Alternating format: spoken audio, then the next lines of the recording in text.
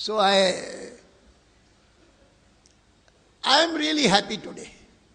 I am happy that he can pick upon Karunanidhi and give a long word.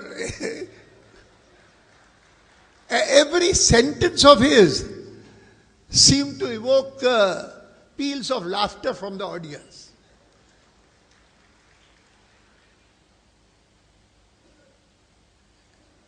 Now I can tell you, nowadays wit and humor even in parliament has disappeared gradually. Era is here. He's been in those days. I have been there when I used to hear Pilu Modi, Madhu Dandavate and all of them. And I remember so many incidents of that time, including those incidents which were of the emergency. Would you believe it? Dandavate was with me in the Bangalore Central Jail. Shyamnandan Mishra was also with me. And the first few days, we filed a habeas corpus writ petition in the High Court of Karnataka. And the Chief Justice was furious. He said, what is this? These people had come here for a parliamentary committee meeting and the Commissioner of Police has arrested them under MISA. The Commissioner of Police may not be knowing even their name properly. And what they have been doing or not doing, how can he be knowing? And what kind of offense have they committed that he should arrest them and put them in the Bangalore Central Jail here? And his comments in those first 2 or 3 days itself made it clear to the government of India that he is going to release them. So immediately there was some hectic thinking in New Delhi. And one day, one fine morning, the superintendent of jail very happily, smilingly came rushing to us, woke us up at about 6:30 in the morning and said that your release orders have come, you have to go. I could not understand. And while one of our colleagues, Shyamnandan Mishra, he said, मैंने तो पहले ही कहा था, ये parliament का session होने वाला होगा, उसके बाद तब छोड़ देगी. मैंने कहा, I don't believe that it is that simple. I don't think so. And anyway, we said, let's go. He says, you are released. So we went out. And the moment we came out of the Bangalore Central Jail prisons, found another jeep standing there. And police came and said, you are under arrest. Come along with us. And they took us to some police station. And from that police station to the airport. And in a plane, IAF plane, all 3 of us were packed off to Haryana to be lodged in the Rohtak jail. And we reached there at about 1:30 at night. It was raining heavily outside. And inside we were all wet with our wet clothes. And inside when we went, the superintendent of jails had gone away. But the deputy superintendent was there. And that deputy superintendent, he took all our baggage, opened it, threw out all the clothes, started looking at the papers, at the books, everything, whatever we had. And his eyes suddenly spotted that Shyamnandan Mishra, one of us, he was always an MP, his chappal was slightly open at the front. So he took that chappal and opened it still more. Madhu Dandavate, with his sense of humor and wit, he said, it's true that the Prime Minister has said only yesterday that we must search our souls. But that's soul, S-O-U-L, soul. That is not S-O-L-E.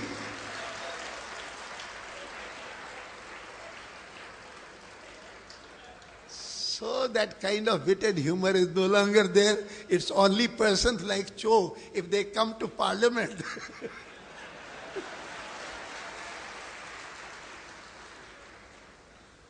They would bring in that. Anyway, it's really been a delight being here.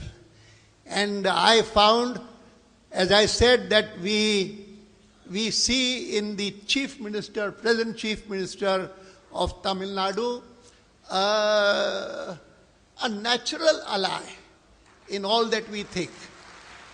And I was scanning through her speech at the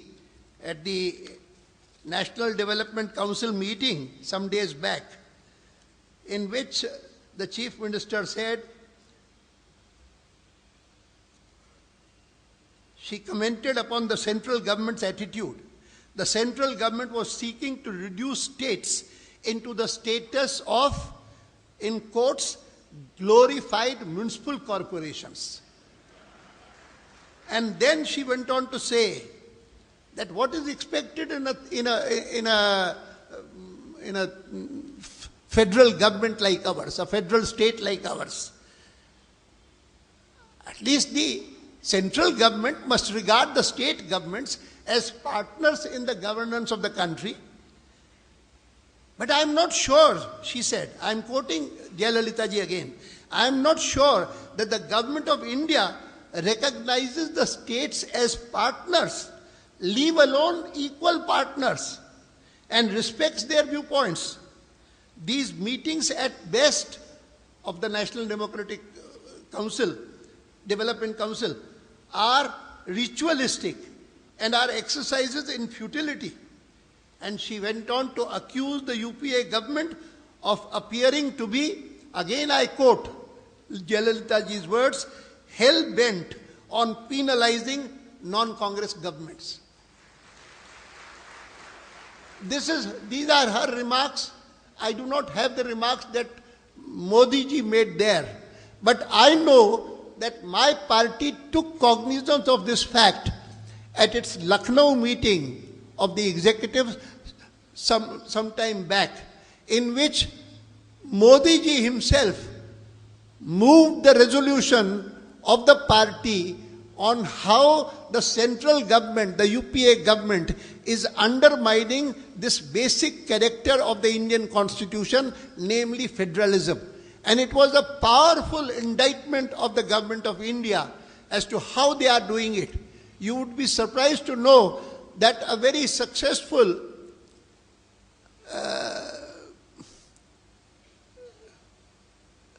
conclave took place in Gujarat some days back, some time back, in which many countries of the world participated. And the huge amount of investment they promised to the Gujarat government. What is significant is that the central government asked all the state industries controlled by the central government not to participate in that Gujarat function. And not one single state government participated. Not one single union government industry participated. How can you have an attitude of this kind? I am sure that when you hear Modi himself telling you all that has been happening, it would be an eye-opener for everyone. So far as I am concerned, I have been concerned with the question of governance since 97 particularly. In 1997, I undertook my longest yatra. 59 days I was on the road. And that year was significant because we had completed 50 years of independence, 1997. And my theme was that in 50 years, India should have come to the top. India should have been certainly among the front-ranking countries of the world, if not at the top. But if this has not happened, the reason is simple.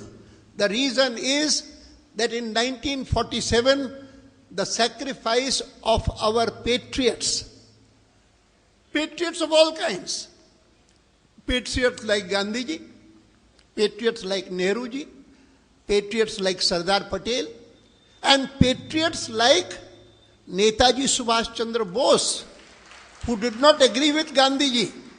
Patriots like Sardar Bhagat Singh and Chandrasekhar Azad, who did not agree with Gandhiji and who had their own ways. All their efforts, all their sacrifices, all their martyrdoms, it is this that brought us Swaraj,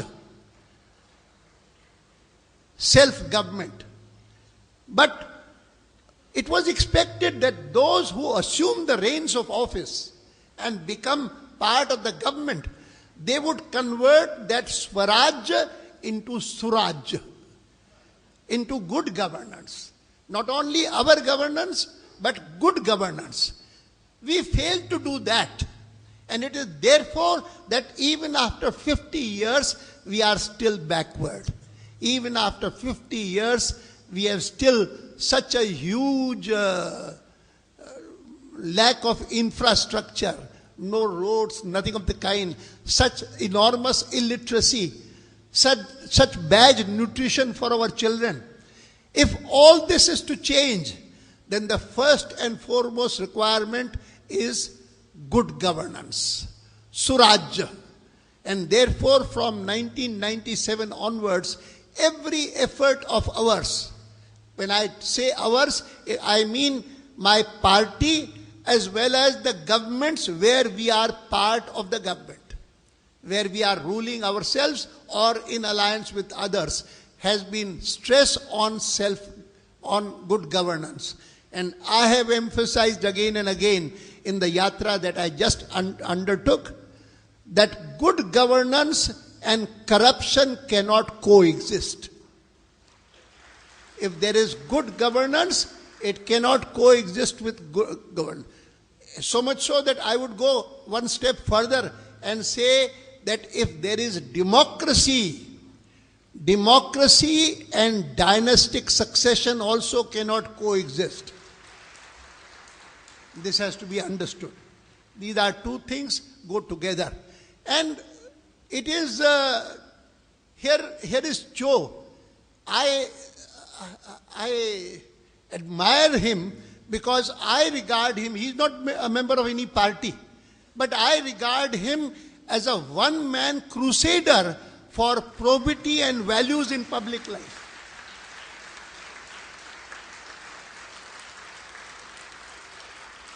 One-man crusader for probity and values in public life.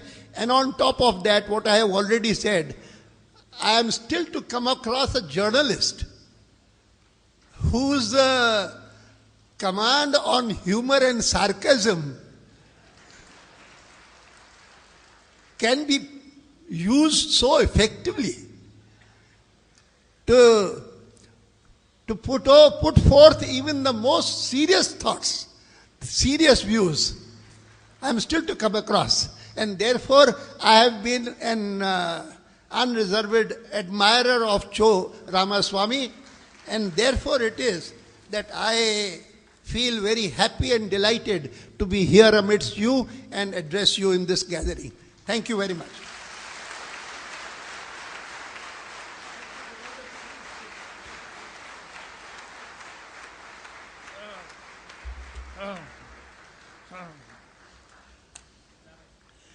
திரு அத்வானி அவர்கள் பேசும் பொழுது guide flying பற்றி குறிப்பிட்டார். நான் அவ்வளோதான் பண்ணேன். நான் alliance எல்லாம் ஏதோ வந்துருச்சோ வரப்போகிறது இன்னும் நான் எதுவும் பேசல. தயவு பண்ணி தப்பாக நினச்சிக்காது.